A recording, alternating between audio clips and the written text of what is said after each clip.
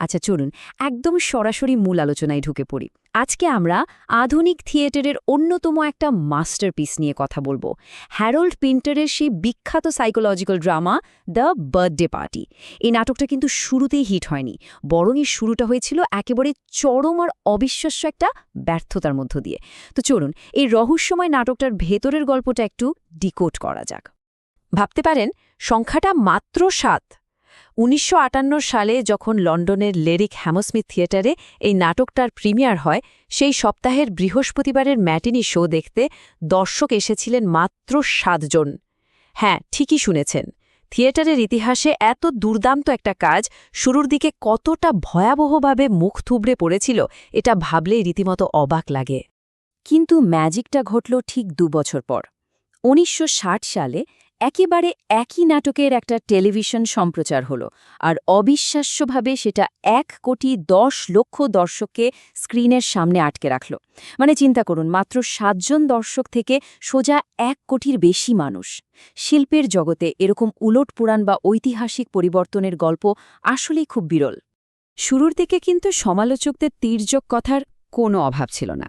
Evening স্ট্যান্ডার্ডের সমালোচক Milton Schulman তো সরাসরি লিখেই বসলেন, দুঃখিত মিস্টার পেন্টা, আপনি যথেষ্ট মজাদার নন।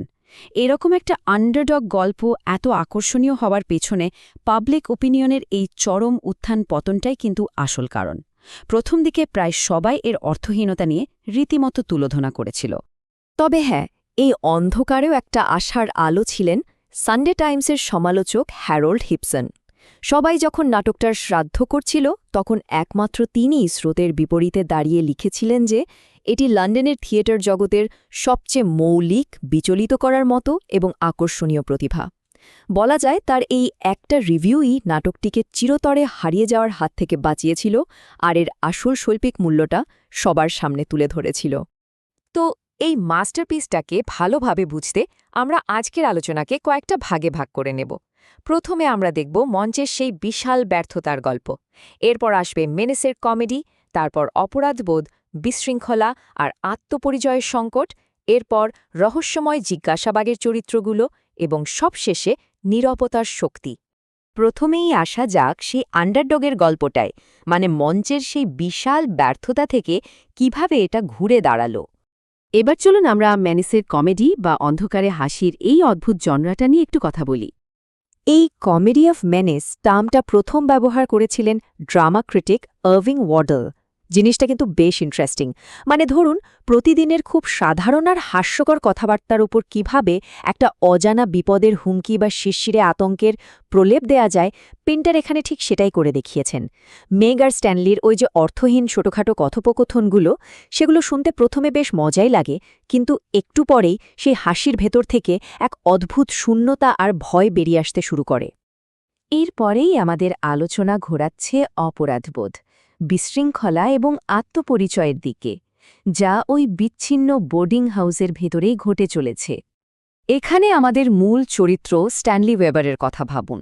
৩০-এর কোঠায় থাকা একটা মানুষ যে নিজের অতীত থেকে পালিয়ে একটা গুমোট বোর্ডিং হাউসে এসে লুকিয়ে আছে।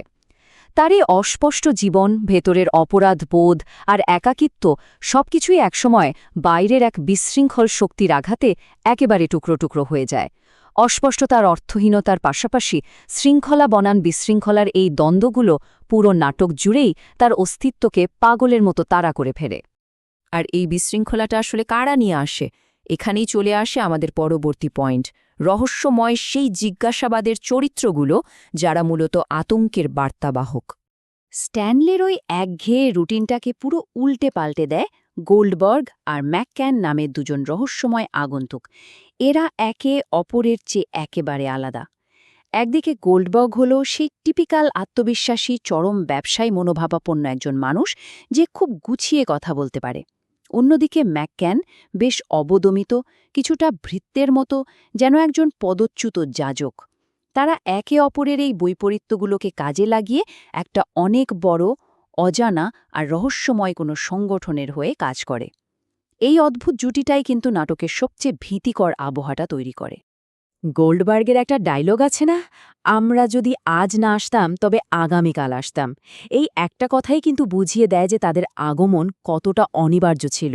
তারা জানি এক চক্রাকার নিয়তির মতো, যা থেকে পালানোর কোনো রাস্তা নেই। এই নিয়তি ধীরে ধীরে স্ট্যানলিকে তিলে তিলে তার চূড়ান্ত মানসিক বিপর্যয়ের দিকে ঠেলে দেয়। সবশেষে আমরা কথা বলবো নীরবতার শক্তি নিয়ে, থিয়েটারের ভাষায় যেটা দ্য পিন্টার পজ নামে দারুণ পরিচিত। একটু গভীরভাবে ভাবুন তো, যখন আমাদের শব্দগুলো আর কাজ করে না তখন কি ঘটে? মানুষের মনস্তত্ত্বে ওই না বলা আবেগ আর ইশারাগুলো অনেক সময় মুখের লম্বা চড়া ডায়লগের চেয়ে অনেক বেশি সত্যি কথা বলে দেয়, তাই না? পিন্টারের নাটক ঠিক এই মনস্তাত্ত্বিক জায়গাতেই সবচেয়ে জোরে আঘাত করে। প্রখ্যাত সমালোচক মার্টিন অ্যাসলেন খুব সুন্দর একটা কথা বলেছিলেন। তার মতে পিন্টারের এই বিরতি বা নীরবতাগুলো কিন্তু নিছক কথার অভাব নয়, বরং সেগুলো ভীষণ অর্থবহ। এই নীরবতাই আমাদের অবর্ণনীয় অনুভূতি আর অবচেতন মনকে সবচেয়ে ভালোভাবে প্রকাশ করে। এই না বলা কথাগুলোর ভারী প্রমাণ করে যে শব্দহীন একটা পরিবেশ কিভাবে নাটকের ভেতর এক প্রবল মানসিক উত্তেজনা তৈরি করতে পারে। এবার আরেকটা মজার তথ্য দিই, $7,25,000 মঞ্চে সেই বিশাল সাফল্যে প্রায় এক দশক পর ১৯৬৮ সালে উইলিয়াম ফ্রিডকিনের পরিচালনায় হলিউডে এই নাটকের একটা চলচ্চিত্র রূপ তৈরি হয়, যেখানে অভিনয় করেছিলেন রবার্ট শ। আর সেই ছবিটা এই বিপুল পরিমাণ আর্থিক ক্ষতির সম্মুখীন হয়েছিল। এটা আমাদের বারবার মনে করিয়ে দেয় যে পিন্টারের এই রহস্যময় আর অস্বস্তিকর কাজগুলো আসলে কখনোই সহজ বাণিজ্যিক সাফল্যের সেই চেনা রাস্তায় হাঁটেনি। আজকের এই আলোচনার একদম শেষে এসে একটা প্রশ্ন দিয়ে আপনাদের চিন্তার জগৎটাকে একটু নাড়া দিতে চাই। কোন শক্তিগুলো আসলে আমাদের বাস্তবতাকে নিয়ন্ত্রণ করছে? আমরা কি সত্যি সেটা জানি, নাকি আমরা সবাই শুধু দরজায় একটা কড়া নাড়ার অপেক্ষায় প্রহর গুনছি?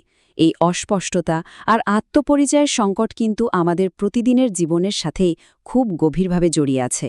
এই মাস্টারপিসটার আরও অনেক অজানা দিক আপনাদের জন্য অপেক্ষায় রইল, সেগুলো খুঁজে নেওয়ার আমন্ত্রণ জানিয়ে আজ এখানে শেষ করছি।